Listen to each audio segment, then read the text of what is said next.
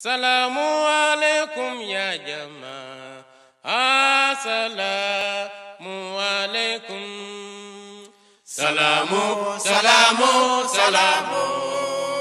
Assalamualaikum ya jamaah. Jamaah. Assalamualaikum ya jamaah. Assalamualaikum. Salamu, salamu, salamu. Allahu Akbar. Assalamualaikum ya jamaah. Assalamualaikum ya jamaah. Assalamualaikum. Assalamualaikum warahmatullahi wabarakatuh, Sobat Islam Keren dimanapun berada. Bertemu lagi dengan kami di acara podcast Islam Keren. Ya, di hari kemerdekaan ini bersama saya Syihab Ahmad dan rekan-rekan saya Muzaffar Ahmad dan saya Lutfi Julian Putra. Di podcast kita Islamku Damai, Islamku Indah, Islamku Keren. ya. Nah, satu lagi Merdeka. Merdeka. Merdeka. itu Itu khusus ya, khusus di hari kemerdekaan ya, Betul. yang kita peringati yang ke-76 ya. 76, iya. 76 ini ya bukan umur yang bukan umur yang singkat ya, Iya, bahasa udah singkat lama negara itu, kita 76 ini, lah. kemerdekaan bangsa kita ini. Dan ya tiap tahun kita biasa merayakan kemerdekaan ini dengan berbagai macam perlombaan, berbagai macam acara dengan semangat yang menggelora pastinya. Gitu. Seru juga gitu ya. Iya, Sangat betul. membahagiakan melihat bagaimana misalnya ada lomba pukul-pukul dengan bantal gitu kan, Iya, atau ada panjat pinang makan dan sebagainya. makan kerupuk, bukan gitu ya. perasaan. Iya. Nah, itu Pak Muzaffar ya. Nah. Lu nggak kerasa ya 76 tahun. Iya. Dan dari lamanya waktu yang kita alami ya untuk merayakan kemerdekaan ini, mungkin kita semua beda-beda ya, karena mungkin ya kita juga tidak merasakan 76 tahun itu, Iya. tapi kita sudah merasakan setiap tahun kita merasakan kemerdekaan. Ada nggak sih kita dari kita ini yang beda nggak sih dari tahun yang sebelumnya lagi dengan tahun sekarang ini dalam mengisi kemerdekaan seperti apa gitu? Ya, kita kan sebagai generasi muda lebih ke merasakan hasil sebenarnya, hasil Iya, dari perjuangan para pejuang kita terdahulu. Ya, dimana sekarang kita akhirnya kita bisa podcast di sini, teman-teman bisa Bisa bebas merdeka menyampaikan Iya, pendapat. pendapat, bersekolah. Coba kalau dulu belum merdeka, Nah, mungkin tidak sebebas kalau sampai ini. sekarang belum merdeka ya. Ya, kita lihat bagaimana saudara-saudara kita yang di daerah konflik ya kan, Betul. di mana mereka belum sepenuhnya merasakan ya arti dari merdeka itu kan cukup menyedihkan gitu. Betul. Nah, sekarang bagaimana nih kita sebagai seorang Muslim juga memaknai kemerdekaan kita ini nih, Pak Muzaffar, Pak Lutfi. Oke. Di tahun yang sekarang ini yang mungkin seperti tahun yang masih ya suasananya dengan tahun yang lalu hampir kurang lebih sama kita dalam gitu ya. pembatasan gitu ya. Ya, Ya. yang Dan kita belum bisa ya sebebas dulu mau ngadain perlombaan dan sebagainya mungkin. dari mana? Dari saya dulu ya. Iya. Nah, kalau menurut saya sih makna kemerdekaan itu bukan berarti kita bebas ya. Namanya merdeka itu kita juga harus bisa menghargai sesama ya. Setiap orang punya kebebasan masing-masing, dan kalau kita bisa menghargai kebebasan tiap individu ya dari kita, maka kita akan bisa memahami makna kemerdekaan itu sendiri. Ya. Kayak gitu deh.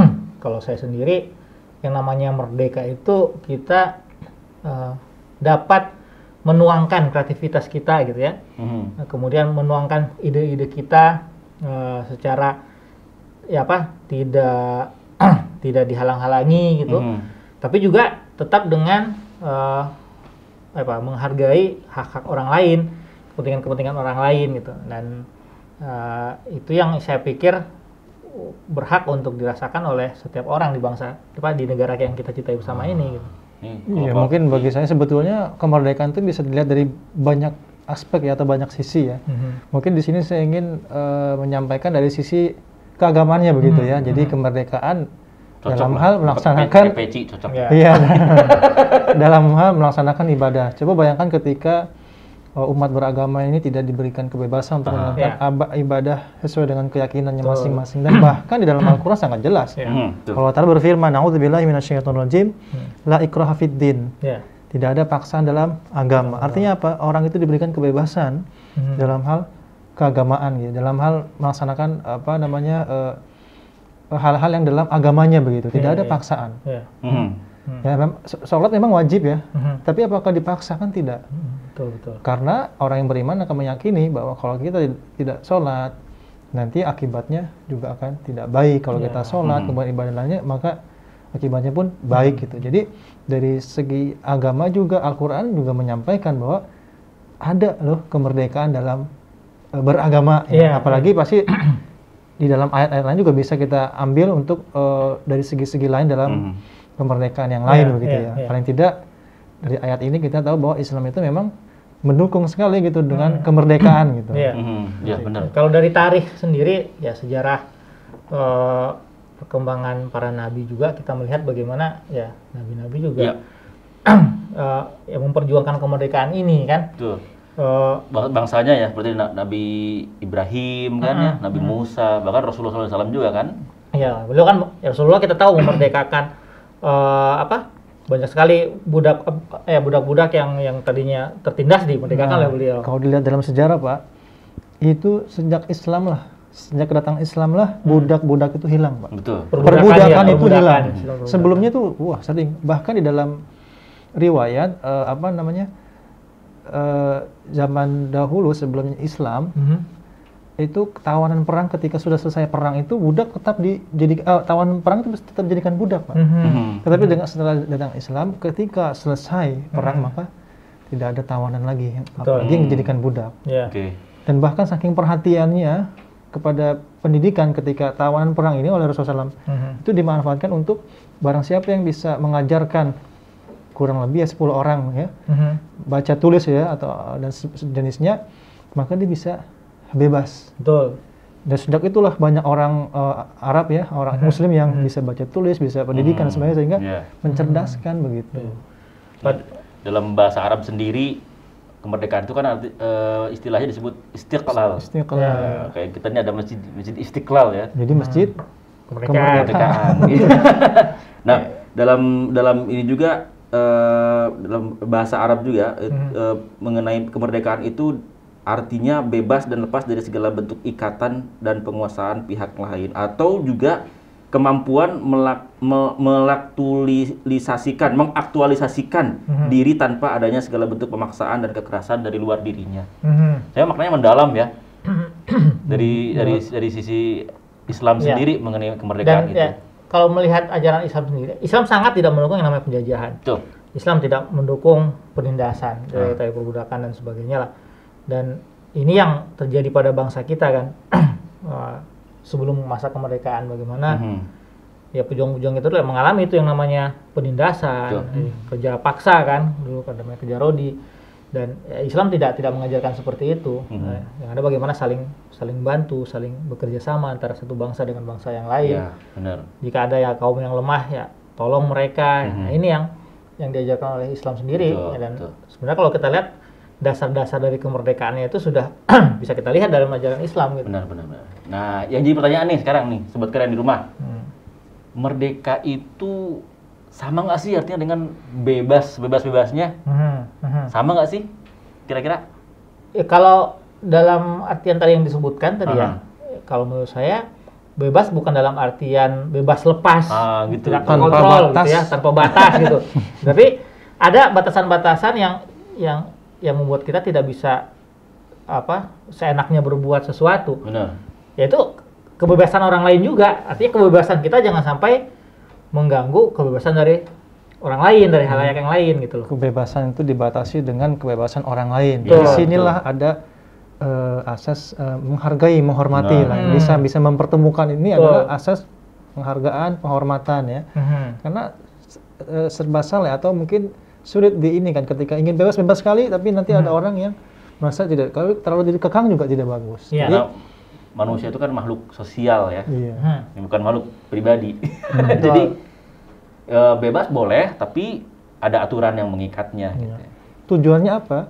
Tujuannya untuk kebaikan bersama. Gitu. Aturan itu dibuat bukan untuk siapa-siapa, kecuali aturan itu dibuat untuk kebaikan bersama komunitas itu sendiri. Jadi kebebasan itu dibatasi oleh aturan-aturan yang justru untuk kebaikan bersama gitu. Kecuali dibatasi dengan aturan yang tidak jelas ya, atau mungkin hanya untuk komunitas tertentu, kelompok tertentu, itu memang tidak. Makanya ada istilahnya asas musyawarah. Nah, disitulah dikembangkan begitu ya, bisa Ya, banyak sisi-sisi kemerdekaan yang bisa kita lihat kemudian di dalam agama Islam sendiri, itu ya kita dapatkan pelajaran luar biasa di situ.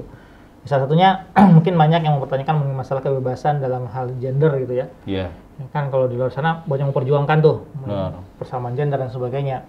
Karena mengartikan bahwa merdeka, hak asasi itu bebas aja lah gitu ya. Ya, dan bagaimana Islam kadang-kadang suka dijadikan sebagai mungkin bahan ejekan dari orang Eropa gitu ya, atau orang Barat. Bahwasanya Islam ini tidak menghargai kemerdekaan atau hak-hak dari perempuan. Ya. Padahal ya di jasa kemarin kan Huzur sendiri menceritakan bagaimana Islam luar biasanya ya mengatur perempuan ini sehingga segala macam kepentingan yang berhubungan dengan wanita itu ada gitu loh.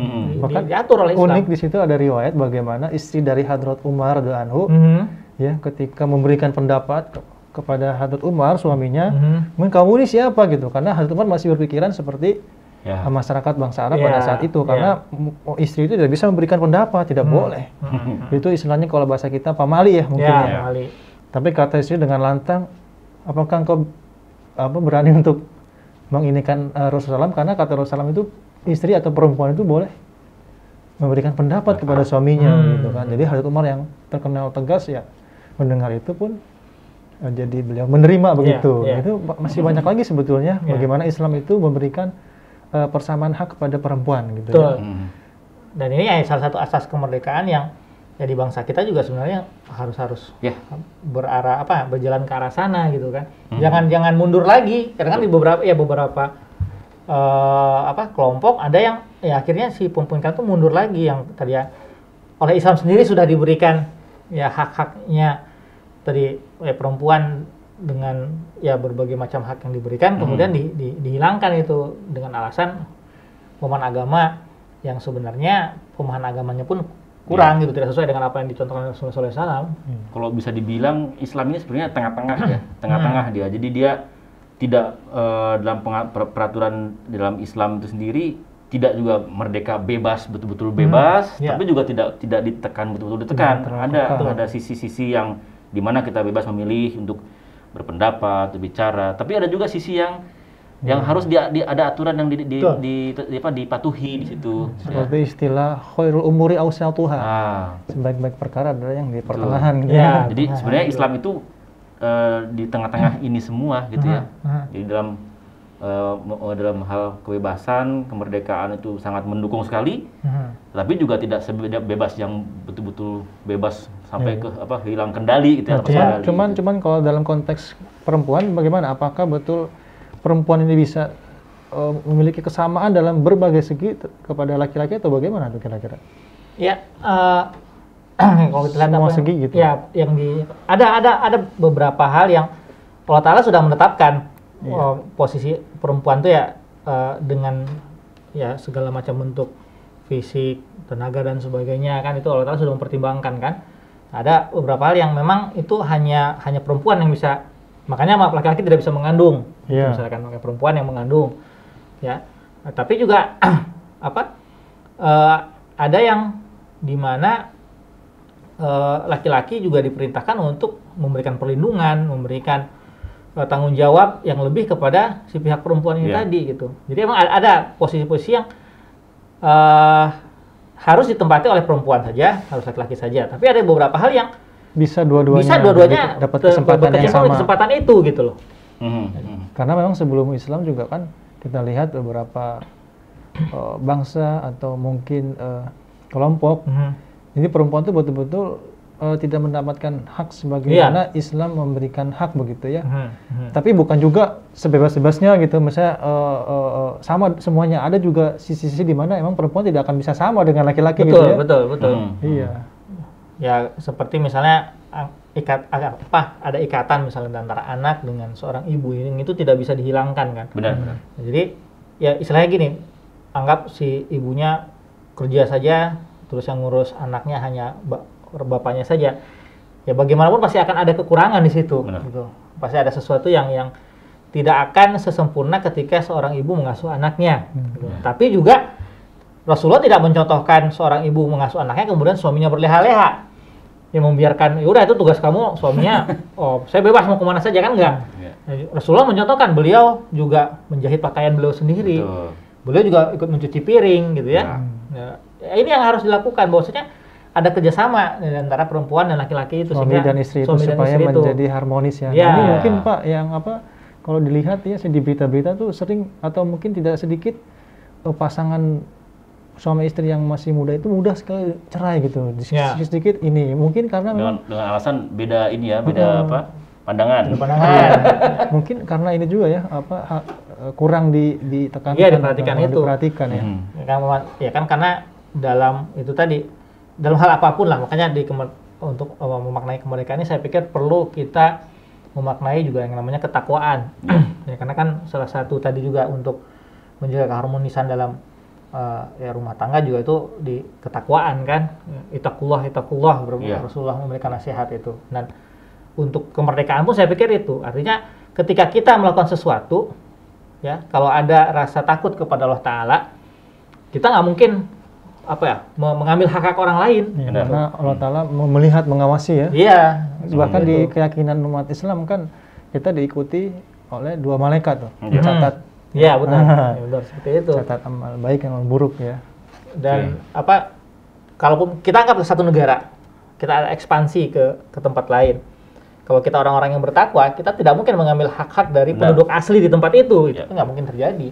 Ya kalau kita lihat sejarah zaman para sahabat dulu, sampai ada istilahnya ketika masuk ke tempat itu daun pun tidak sampai jatuh ketika mereka lewat. Betul, itu ya. Betul. Karena ya itu, karena sana hanya untuk menjaga kemerdekaan mereka juga ya. Kemerdekaan mereka juga. Gitu. Orang tua tidak boleh diserang, anak-anak wanita luar biasa kan. Jadi yang diserang hanya orang yang berani, yang menyerang. Menyerang saja. Gitu. Beda dengan yang kalau kita lihat di sejarah-sejarah itu ya. Bahkan ketika ini para wanitanya diperkosa, ya, nauzubillah gitu ya. Hak mereka diambil semua. Diambil semua, dibunuh. Hartanya diambil kan itu. Islam tidak mengajarkan yang seperti itu. Ya, sampai-sampai ada salah satu negeri di barat juga atau di beberapa tempat sekitar Arabia waktu itu ya, malah mereka ingin gitu ditaklukkan oleh pasukan Muslim karena memang ini gitu ya, karena begitu adil dan luar biasa. Jadi mungkin itu banyak kemerdekaan yang dilandaskan tadi pastinya bilang ketakwaan gitu. Jadi bukan hanya sekedar mengisi lomba-lomba saja ya, tapi juga harus meresapi dengan ketakwaan. Artinya harus lebih baik, harus menjadi warga Indonesia yang lebih baik daripada sebelumnya. Itu kan asas ketakwaan begitu ya. Betul. Mungkin ini sekarang kalau kita tadi bahas mengenai masalah kemerdekaan ya, hubungannya dengan masalah gender, masalah kenegaraan, masalah keluarga dan sebagainya. Nah, sebagai seorang muslim dalam mengisi kemerdekaan itu sendiri nih, kita sudah 76 tahun Indonesia merdeka nih. Sebagai seorang muslim yang ada di Indonesia, kita apalagi anak muda nih, gimana sih yang harus kita lakukan untuk mengisi kemerdekaan, apalagi sekarang dalam masa pandemi ini nih. Nah, apa sih yang bisa kita lakukan untuk mengekspresikan rasa syukur kemerdekaan kita yang kita dapatkan gitu ya. Yang kita dapatkan. Ya, itu. Saya pikir memang bukan hanya tadi dengan ikut perlombaan saja ya.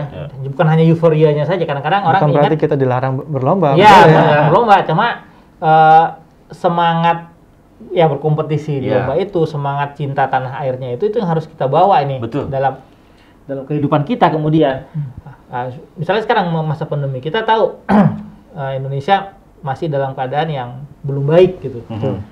Ya, hasil vaksinasi sendiri kalau kemarin saya baca terakhir baru sekitar 8%. Masih kurang dari keseluruhan penduduk di Indonesia, yang kalau herd immunity itu bisa diambil, artinya maksudnya semua bisa terjaga itu harus sekitar di atas 70%, 60% lah gitu. Paling kan 60%, 65% itu sudah harus dicapai. Ini masih jauh, kita masih panjang sekali.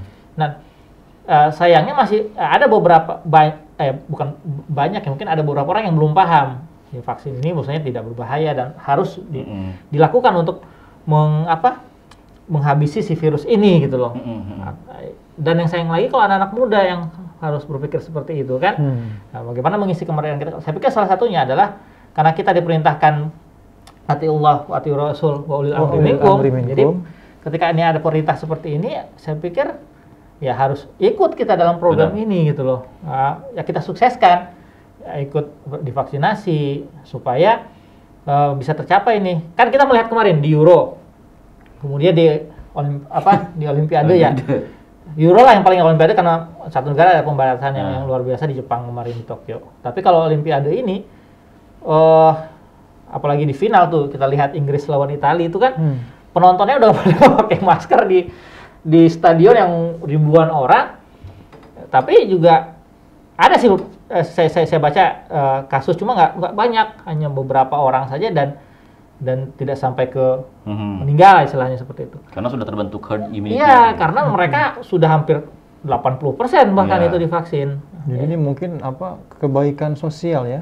Amal soleh itu sebenarnya amal soleh itu kan bukan hanya diterjemahkan amal baik, soleh itu munasib, jadi amal yang cocok, yang sesuai. Jadi yang sesuai pada saat ini yang kita butuhkan adalah kesadaran sosial, kebaikan sosial bahwa kebaikan komunitas gitu ya, kebersamaan yang paling itu adalah ikut vaksin gitu ya. Terlepas dari mungkin ada yang percaya ini konspirasi dan sebagainya, tapi paling tidak apakah itu benar atau tidak kan belum ada bukti juga ya. Paling tidak virus ini memang nyata gitu kan.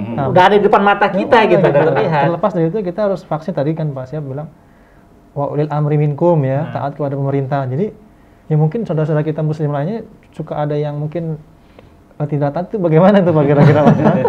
Sebenarnya kuncinya gini, jangan berpikir hanya untuk kita sendiri aja gitu ya. Kadang-kadang kita suka begini, kita tuh pengennya semua itu untuk kita aja gitu, kita nggak mikirkan orang lain. Jadi akhirnya banyak orang yang untuk kebahagiaan dianya sendiri, untuk kesenangan dia sendiri, dia mengorbankan orang lain. Makanya banyak anak muda yang ya udahlah biarin aja lah, mau ini mau itu, kesana kemari itu kan, nggak melaksanakan 3M ya dan lain sebagainya, tidak mau divaksin dan sebagainya. Karena apa? Ini kok mengekang, kan kami mau bebas sebagai anak muda, kami jiwanya jiwa yang bebas gitu. Sehingga kayak tadi mereka hanya berpikir untuk diri pribadi saja, tidak memikirkan bagaimana keluarga mereka, orang-orang di luar sana yang ketemu dengan mereka dan sebagainya. Kayaknya ketika ada pembatasan dan sebagainya, ada peraturan untuk vaksin dan sebagainya, berpikirin hanya kok ribet amat sih gitu kan. Padahal itu hal itu yang sebenarnya yang salah. Nah, itu mungkin boleh saya kasih ilustrasi ya mengenai keribetan ini gitu. Coba misalnya kita ilustrasi ketika kita naik mobil di jalanan.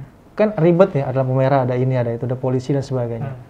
Maunya bebas aja jalan. Coba yang kan kalau semuanya orang punya pemikiran bebas aja jalan asal gas terus gitu. Apa yang terjadi? Chaos itu kan? Tabrakan kan? Betul. Tapi dengan ada pembatasan ini untuk kebaikan, itulah falsafah atau makna dari pembatasan dari kebebasan yang dibatasi gitu ya. Biasa. Jadi sebagai anak muda juga selain kita ingin bebas, juga harus menggunakan akal sehat kita gitu ya, tidak hanya keinginan aja gitu yang digunakan. Ya kita pengen merdeka dari pandemi sekarang kan misalnya. Tapi sudah bukan 1-2 orang, banyak ilmuwan, ahli medis dan sebagainya mengatakan syaratnya kita keluar dari ini udah vaksin gitu. Ini sudah menjadi syarat mutlak bagi kita untuk keluar dari pandemi ini. Kenapa masih kita menghindar dari ini gitu loh? Nah, ini yang disayangkan. Dan juga mungkin bagi penyelenggara juga makanya harus bagaimana diperhatikan supaya semua orang ya bisa mendapatkan haknya itu nih untuk divaksinasi gitu. Jadi baik dari pemerintah juga dengan sebaik-baiknya menyelenggarakan, juga masyarakatnya juga dengan sebaik-baiknya mengikuti arahan pemerintah. Kalau ini terjadi ya Masya Allah luar biasa. Bisa lebih cepat majunya ya. Bisa lebih cepat kalau misalnya lepas dari ini. Pemerintah kasih program yang baik begitu, rakyatnya sebagian ada yang tidak menerima ya kan, menolak dan sebagainya, mengganggu sana sini, akhirnya kan tidak bisa bisa maju dengan mudah gitu ya. Dan bahkan juga mungkin kalau lihat dari konteks orang-orang yang ingin negara Indonesia ini tidak maju ya, itu bisa menjadi peluang celah bagi mereka untuk meredam menghalangi kemajuan bangsa Indonesia ini yang sebetulnya sangat berpotensi besar sekali. Ya saya pikir kalau kita semua mau membantu program ini, ya, ini istilah awal ya. Di saat pandemi ini saya pikir ini awalnya. Setelah ini banyak yang kemudian bisa kita isi. Kita bisa lakukan kegiatan sosial. hal yang bermanfaat, hal yang bermanfaat yang Betul. ya, kita usulkan ketika sudah berusaha berinteraksi dengan orang lain. Kalau sekarang kan ini bagaimana kita untuk berinteraksi dengan orang lain saja kan masih sangat terbatas. Iya. Ya kita kan nggak tahu apakah di bagian tubuh kita ini kita membawa virus atau tidak kan gitu ya. Benar. Nah tapi kalau semua orang sudah tadi mendapatkan vaksinasi, paling tidak ya satu pintu atau satu usaha kita melangkahkan kaki menuju kemerdekaan dari pandemi itu sudah kita laksanakan gitu loh. Iya. Benar. Nah ini yang mungkin jadi bahan tafakur kita lah bersama-sama gitu Iya. di masa kemerdekaan sekarang ini gitu. Ya mudah-mudahan untuk yang kedepannya tahun depan kita sudah terbebas dari Amin. ini semua kan, sehingga kita bisa mengisi kemerdekaan dengan kebebasan yang kita dapatkan, yang kita punya. Ya. Ya, kita diberikan anugerah oleh Allah Subhanahu Wa Taala, diberikan pikiran kita, tenaga kita, ya, terus kemampuan kita sebebas-bebasnya, dan gunakanlah kebebasan itu untuk membangun, membangun negeri ini gitu, bukan untuk hanya untuk Kepentingan pribadi saja. Nah, ya saya setuju ya tadi ya kata Pak Lutfi bahwasanya memang ya ini kita jadikan momen, saya pikir ya momen sekarang ini hari kemerdekaan ini momen bagi kita untuk membangun negeri ini dengan mengikuti aturan yang sudah berlaku sekarang, karena insya Allah kalau sudah semuanya ikut ini nggak akan lama lagi deh gitu, yakin ya dalam beberapa bulan insya Allah kita akan terbebas dari pandemi ini dan bisa beraktivitas seperti sedia kala gitu. Karena emang kalau dilihat tuh emang permasalahan bangsa yang sedang dihadapi yang besar ini ya COVID ini dulu nih. Kalau yang bisa dulu. Yang lainnya bisa, karena fokusnya ke sini sih sebetulnya. Kalau kita bisa merdeka dari COVID ini ya ini yang kemerdekaan yang kedua, yang lain-lainnya kedua, ketiga, keempat, kelimanya kita bisa lebih dapatkan gitu ya. Insya Allah. Jadi kalau dulu kita berjuang melawan penjajah, sekarang kita berjuang melawan COVID. Memang lebih berat sekarang kayaknya. Kenapa? Iya.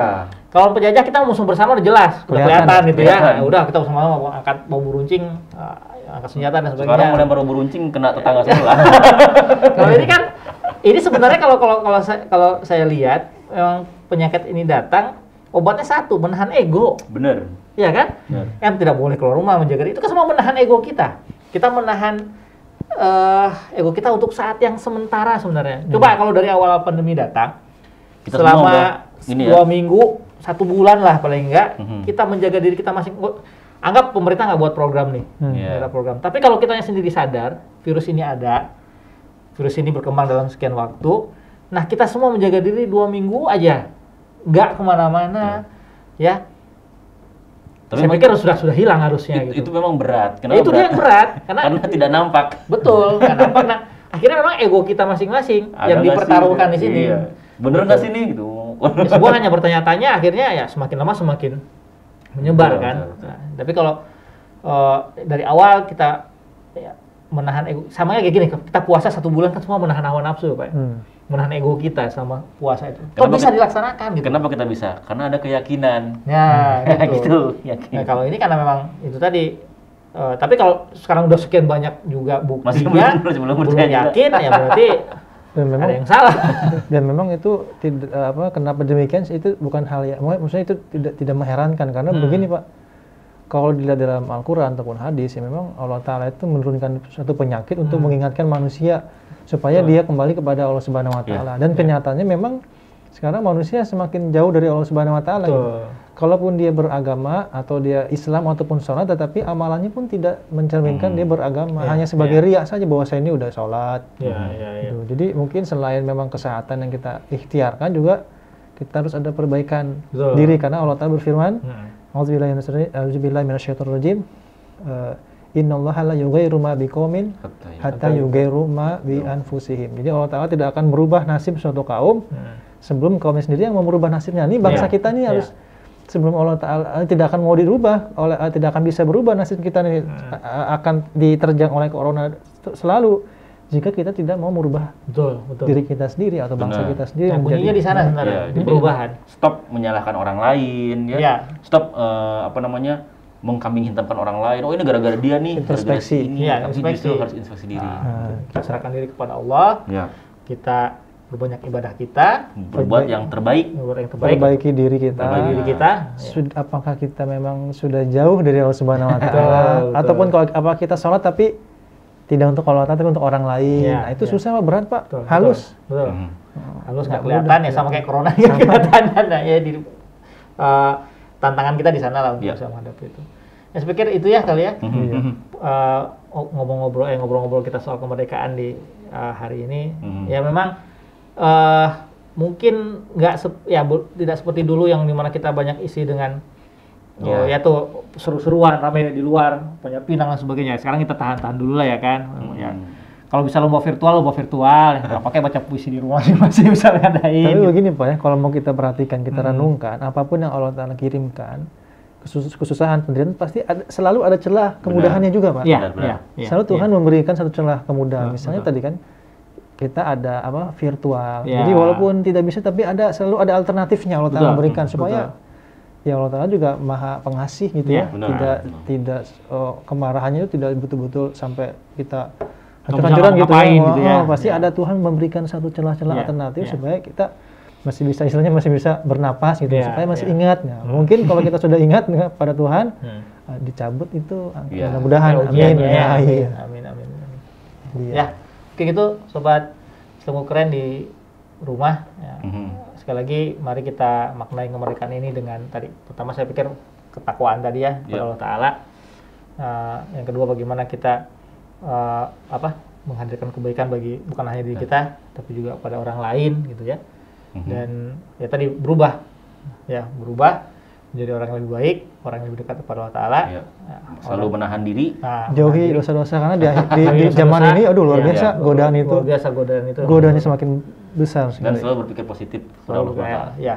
Ini bagaimana cara kita sebagai seorang muslim mengisi ya kemerdekaan kita Mhm. sehingga tadi Allah Ta'ala pun insya Allah akan memberikan kemerdekaan yang hakiki gitu ya bagi Iya. kita di tengah pandemi ini. Saya pikir demikian. Ya Pak Lutfi, Oke. mudah-mudahan sekali lagi tetap sehat di rumah, tetap jaga protokol kesehatan, tetap beribadah kepada Allah Ta'ala. Mhm. Dan semoga kita semua terbebas merdeka dari Amin. pandemi yang sekarang melanda. Amin. Selalu mau menyaksikan konten Islam. Pasti itu Tidak kalau bosan. Kalau itu pasti jangan Pasti ya. bosan-bosan. jangan lupa. Jangan lupa. Insya Allah kita akan selalu hadir dengan Ya. tema-tema yang lain yang mudah-mudahan bisa jadi salah satu hiburan lah buat teman-teman di rumah juga gitu ya. Ya. Baik, saya Syihab dan saya Muzaffar Ahmad, dan Saya Lutfi, pamit. Islamku damai. Islamku indah. Islamku keren. Assalamualaikum warahmatullahi Wabarakatuh.